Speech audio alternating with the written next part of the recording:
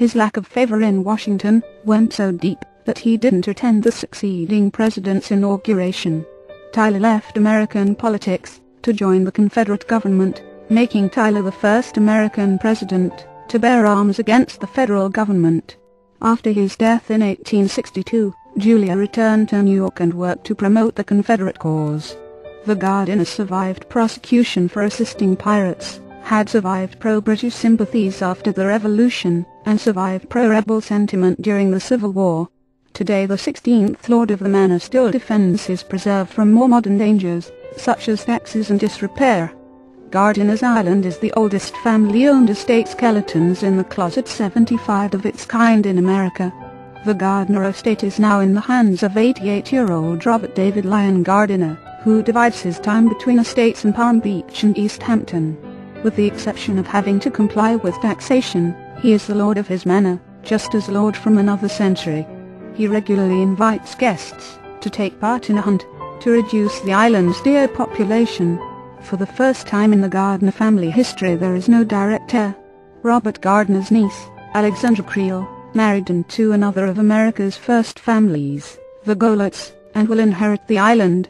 The Golets have been in America since 1676, and they built their fortune in real estate, along with the Phillips and Roosevelt families.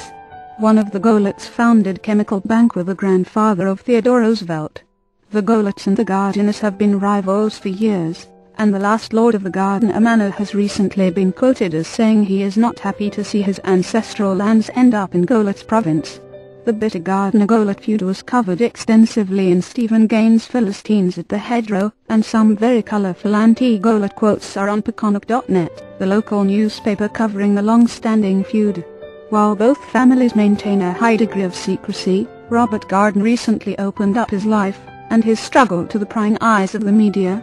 Historians and reporters alike were treated to a rare glimpse of the island, visiting it aboard a Gardiner estate boat, the Captain Kidd III. The Livingston dynasty. Robert Livingston, another of Captain Kidd's partners, was for the most part unscathed by Kidd's arrest. The Livingston family would go on to play a major role in the politics of New York and the nation, and its support base was Freemasonry, which allowed members to also operate from behind the scenes.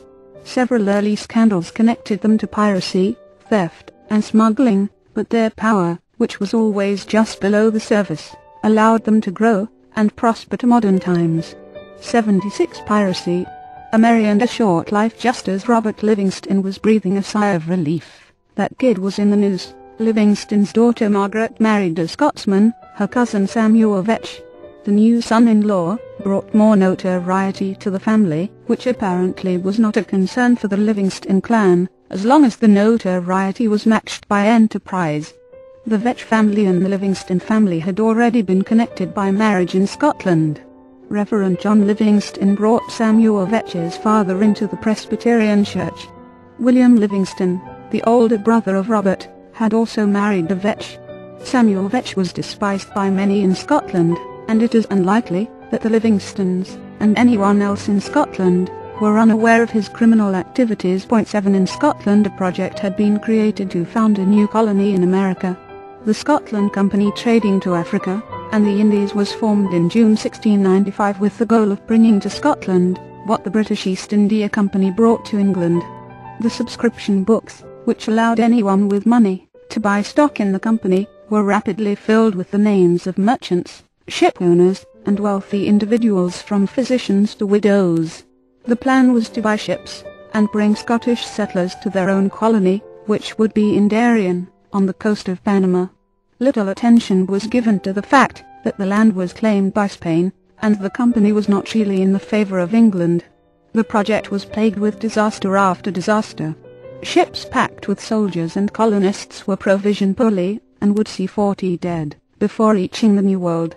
When the colonists reached Panama they were nearly starving, as their worm-ridden food could barely be tolerated. More were sick than healthy, and few had the ability, the desire, or the knowledge to build a settlement. One ship hit a rock in the harbor, sank, and took with it half its crew. Crew members on other ships attempted mutiny, and many simply deserted. By the end of the first rainy season, there were no plantations planted, no fortifications erected, no trade established, and a government of 5 quarrelling men pointed. There were, however, 200 graves in New Edinburgh. After 10 months the colonists were ready to give up their settled skeletons in the closet. 77 meant over 1/3 had died. 2 ships left the colony to sail to New York City in order to sell goods and buy provisions. Samuel Vetch was on one of the ships.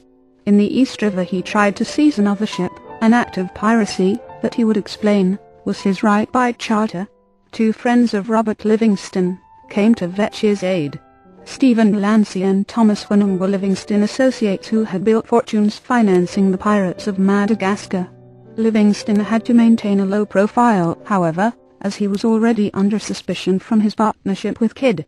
Vetch, like his cousin Robert Livingston, was not likely to pass up a lucrative opportunity. He decided to keep the shipload of goods that was meant to buy provisions for the starving colonists in Darien. Livingston helped him sell the stolen goods. Of course, Vetch could not return to Darien or to Scotland. The news of the fiasco would cause riots in Edinburgh.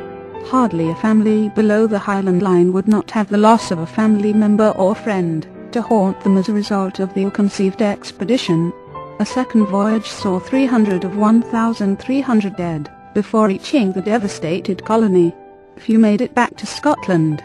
Because Vetch would likely be hanged on the sands of Leith along with several other criminals related to Darien, he decided to stay in New York.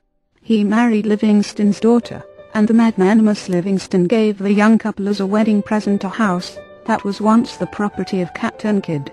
Samuel Vetch and John Livingston went into the smuggling business together.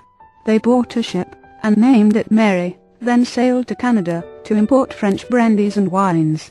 On their second trip they were smuggling cargo onto eastern Long Island, not far from Gardiner's Island Kingdom, when they encountered problems.